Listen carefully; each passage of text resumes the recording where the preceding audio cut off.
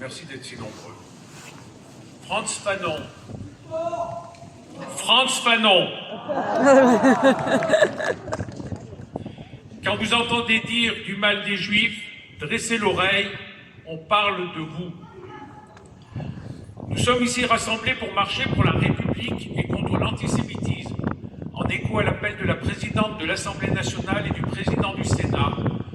Deux associations appelant à ce rassemblement, parmi d'autres associations ou partis politiques, prendront la parole. Le président de l'Association des maires de France, Drôme, association transpartisane représentant les 362 communes drômoises et 35 000 communes de France, et le président de la LICRA drômoise, moi-même, association universaliste et non partisane. Depuis l'attaque terroriste du Hamas le 7 octobre, plus de 1200 actes antisémites ont été recensés en France, chiffre du ministère de l'Intérieur, c'était 400 en 2022.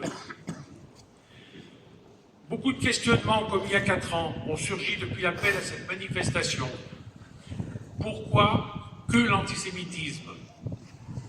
Le racisme prétend à l'existence scientifiquement prouvée d'une différence raciale entre les êtres et les groupes humains, avec une humanité naturellement divisée et hiérarchisée. Pour l'antisémite, le juif est le mal et l'ennemi absolu. L'antisémitisme est fondé sur l'idée que le juif veut la transformation du monde à son avantage. L'antisémitisme sévit depuis des millénaires et a été théorisé par les nazis et leurs complices avec la persécution et l'assassinat systématique de, entre autres populations visées, 6 millions de juifs. Nous pouvons regretter de voir que des élus d'un parti fondé par des collaborationnistes se lèvent aujourd'hui en soi-disant rempart de l'antisémitisme.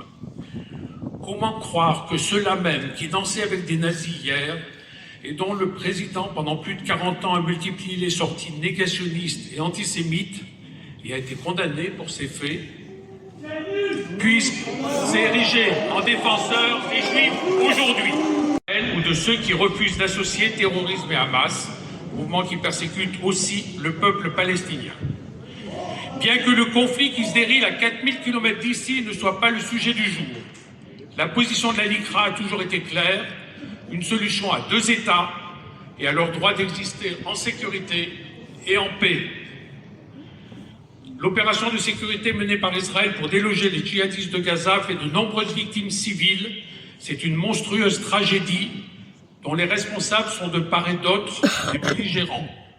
Nous tenons à redire ici que le soutien au peuple de Palestine et à celui d'Israël ne signifie pas l'acceptation de tous les choix des gouvernements.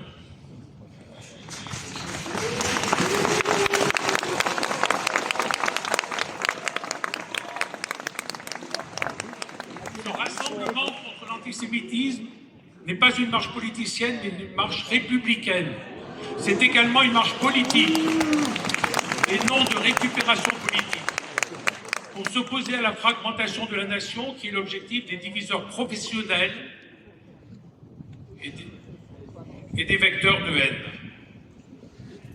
Les citoyens libres de notre pays, épris de leurs droits et libertés, doivent refuser la perspective d'un embrasement des idées et des actes plébiscités par une minorité. Nos ennemis, soyons-en certains, n'attendent que cela. On parle de vous, disait Fanon. En effet, la haine assassine, qu'elle soit forgée dans l'antisémitisme ou pas. Dreyfus, la haine. Arménie, la haine. Les pogroms de Russie, de Pologne, d'Ukraine, de France même, février 1848, d'Argentine, d'Allemagne, ou du 7 octobre 23, la haine. La nuit de cristal, il y a exactement 85 ans, la haine. Rwanda, la haine.